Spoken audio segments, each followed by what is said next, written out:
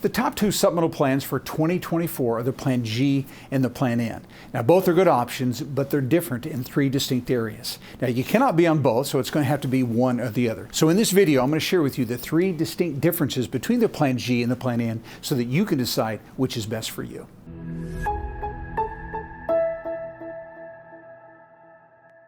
Now, I want to begin this video by making sure that everyone's clear that when you decide to go on Medicare, you have three different options for using your Medicare benefit.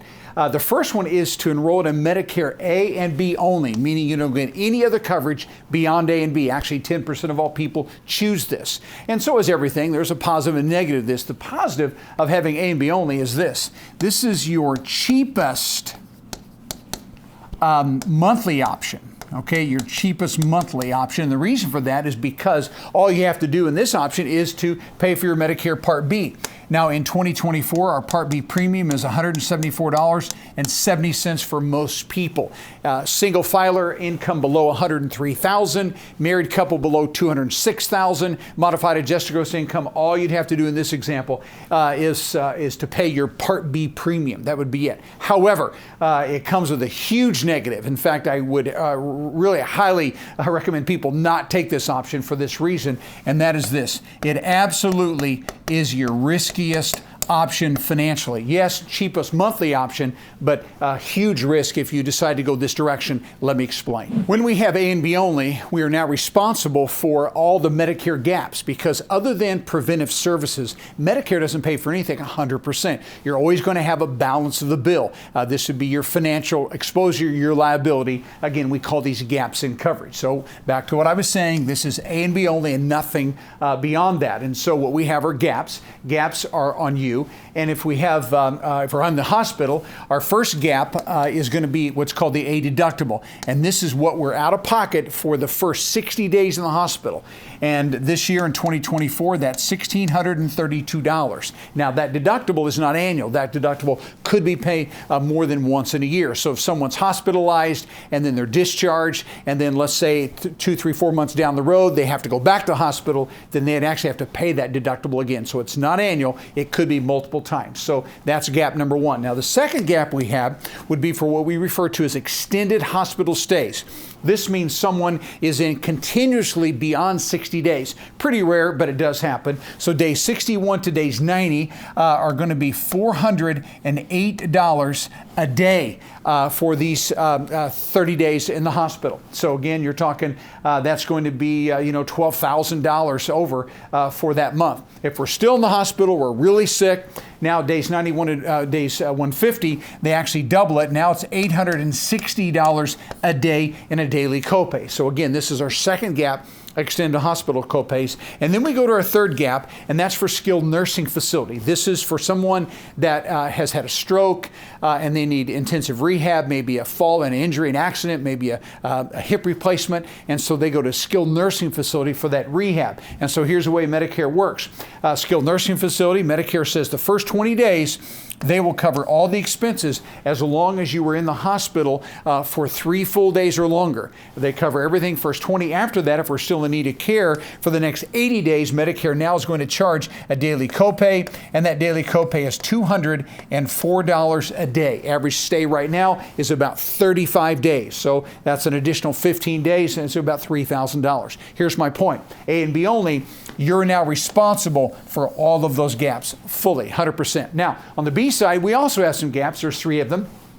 The B deductible for 2024 is $240. That means you have to pay the first $240 of anything on the B side. And just remember, A is for everything inpatient, skilled nursing, hospital. B is everything outpatient, as well as all doctor services. So the B gap, the first B deductible gap is $240. That is once a year, and that's it. It cannot happen multiple times like this one. And then we have coinsurance, which is a percentage, which is 20% of the bill, which means if Medicare pays the bill, they only pay on the B side 80%. You're responsible for 20%, and that limit never stops. And then lastly, if you happen to go to a doctor that adds to the bill, that's called an excess charge. They can legally add 15% to a bill. Now again, most doctors don't do that. It's about less than 5% of the time we'd ever see that. But if it does happen, if you have A and B only, again, you're going to be responsible for all those gaps. So yes, it's cheap monthly premium, pay the B premium, you're done. But if you have any kind of an illness, you have a tremendous amount of exposure, and that's why I'm saying it is your most risky option. Hey, if you found this video helpful and you want to see more Medicare information just like it, then go below, right below the video, and you can give us the thumbs up as well as subscribe to our channel.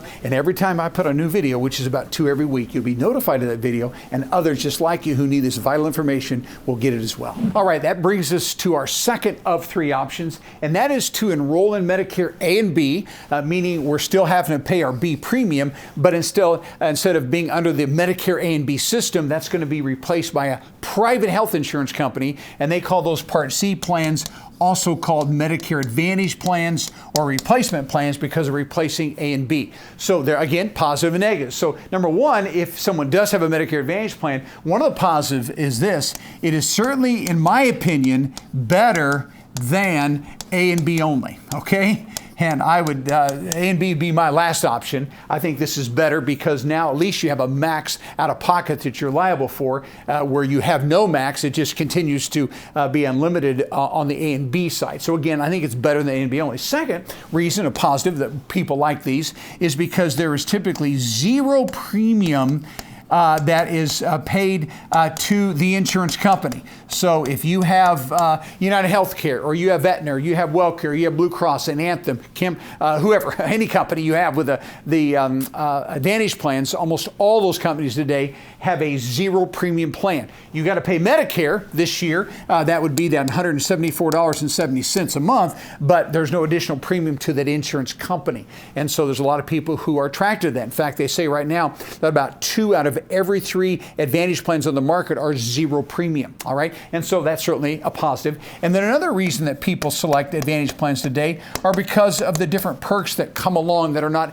usually included in original Medicare. Advantage plans have perks. They have typically a gym membership, and they'll give you some kind of a dental allowance, a vision allowance, possibly hearing aid coverage. Those kinds of things are added to Advantage plans, and that's a positive for sure. Now, the negatives, there's several of them that you got to be aware of. And again, a lot of people jump all over the zero premium, all the perks, and they're not aware of some of the dark side or the negatives of Advantage plans. Number one, every Advantage plan that you enroll in is going to have some type of a network. It's either going to be an HMO plan or it's going to be a PPO plan. And HMO plans do not allow you to go out of the network unless it's an emergency situation. PPO lets you go out, but if you go out of the network on that plan, it's going to cost you a tremendous more amount of money. And so the point is, we have networks that we have to deal with, which means this: not every doctor takes all the Advantage plans. A doc may take 1 or 2 of them or none of them. It's totally voluntary, and so we run into network issues with Advantage plans. You're going to have possibly limited providers, limited hospitals and doctors that you can actually go to, and you just have to live with that. So that's definitely a negative. The second issue is the Advantage plan is a pay-as-you-go system. Pay as you go. And again, we have no premium that we have to pay, but now we're going to pay for our services. So we go to the hospital, probably going to cost you $300 to $350 a day. You have an outpatient surgery, probably $250 to $400. Have an MRI or a CAT scan, maybe $150 to maybe $250 every time you have a scan. But you can see through these copays, we're paying as we go. And so that just simply means you can feel like you're being nickeled and dimed to death on these plans. And the good news is eventually you will hit what is called the max out of pocket. And so there is a limit. That's why I'm saying at least this is better than A and B only. And these max out of pockets vary. HMOs right now are going to be in the range of maybe $3,000 to $4,000 a year. PPO somewhere maybe between $4,000 to $7,000 a year. If you go to the network, it could be as high as $10,000 a year. But the point is, at least they do set some kind of a limit. So we pay as we go for the majority of our services that we're going to receive until we hit the limit. Okay, so that's a negative though, because what happens here, I pay no premium, but instead I pay as I go, and we don't know what healthcare services we're going to need for the coming year. Another issue with these, and in my opinion, this is probably the biggest item, and that's this, and that is that all Advantage plans have the right to place pre-authorizations on some of your healthcare services. They say statistically right now about 70 to 72% of the services that someone needs on the Advantage Plan has to be pre-approved by the insurance company, which means what? It means your doctor can make a recommendation that you need a CAT scan or an MRI or a hospital stay or some kind of a surgery, knee replacement, hip replacement, but the insurance company has to approve that.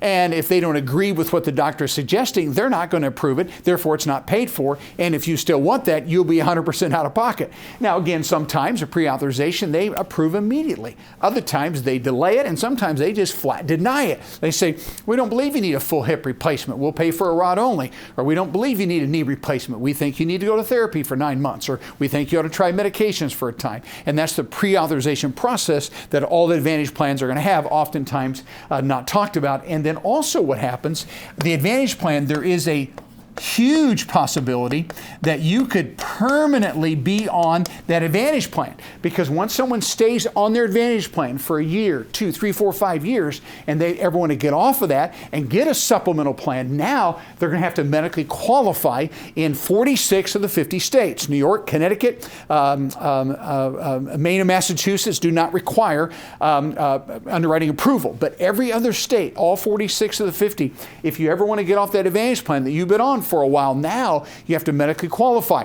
We have to ask you 25, 30 health questions, check your medications, get a statement from your doctor, and there's this process called medical underwriting. And if your health is not as good as it was when you first turned 65, now that insurance company does not have to take you. They can deny that application, so which means you could permanently be on that Advantage plan for the rest of your life because you can't medically qualify to get off of that and get a supplemental plan. All right, so that's option number 2. Let's look at option number 3.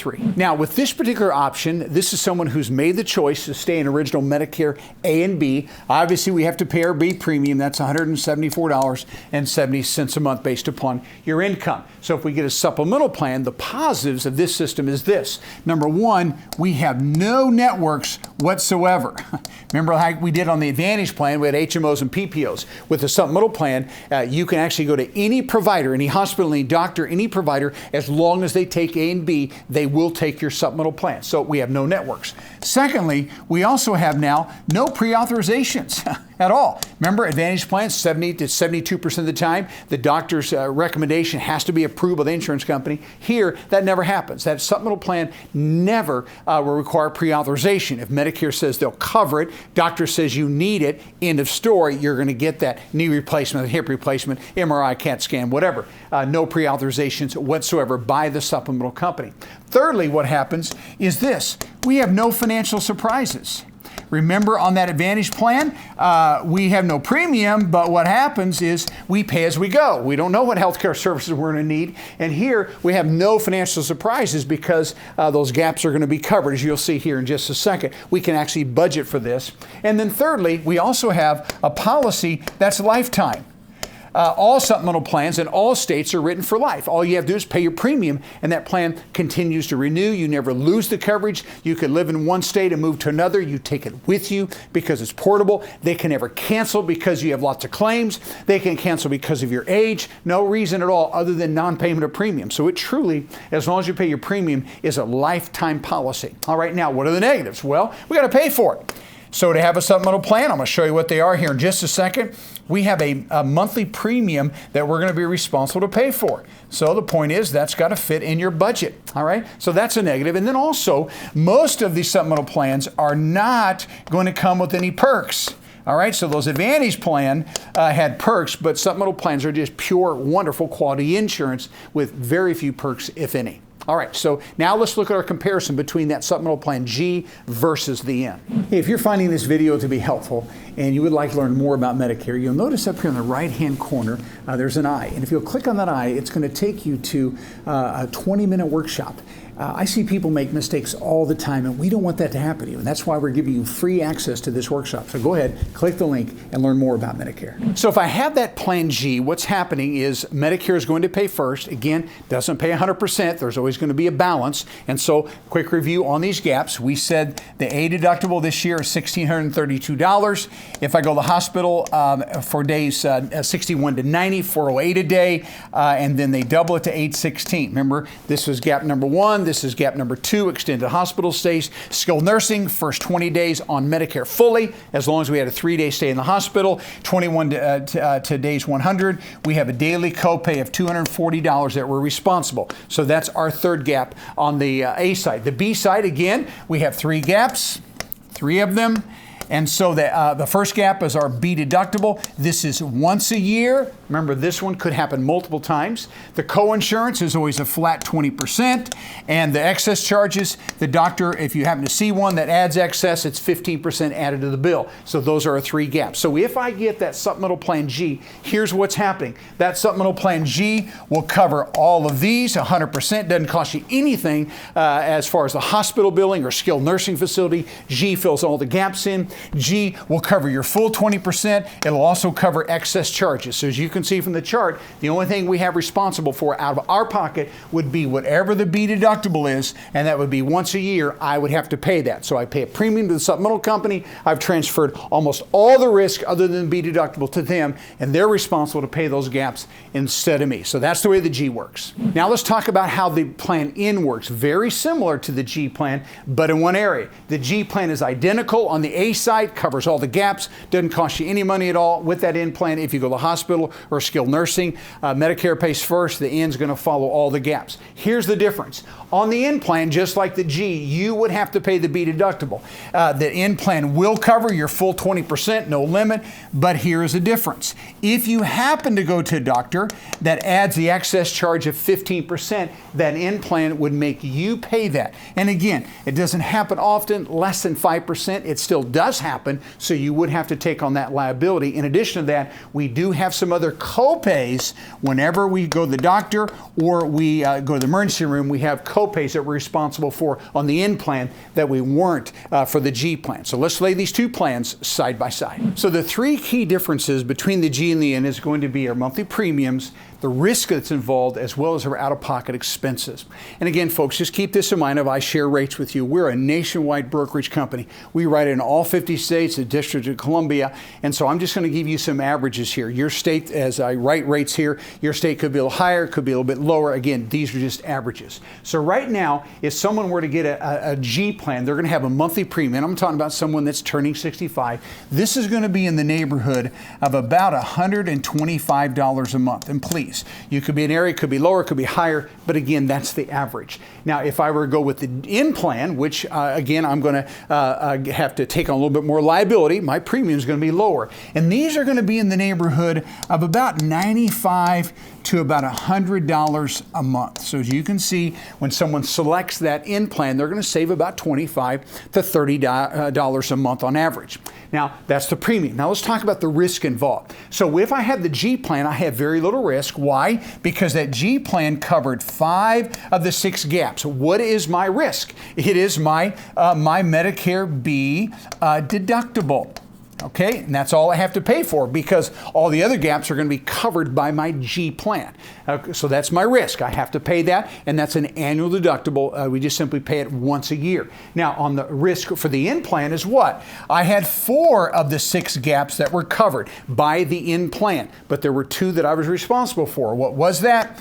That was the B deductible, as well as if it ever happened, you would have to pay excess charges. And of course, we have some co-pays as well. So again, we're getting a lower premium, taking on a little bit more risk, not crazy risk, but some additional risk and could be some surprises. Now, when it comes to out-of-pocket expenses, now what we're talking about on this side, the G plan, what we have is we have a deductible of $240. And folks, that is once a year. So that is my only out-of-pocket expense. Of course, I had to pay my premium, but now I'm out of pocket here. And then that B deductible is going to reset every January.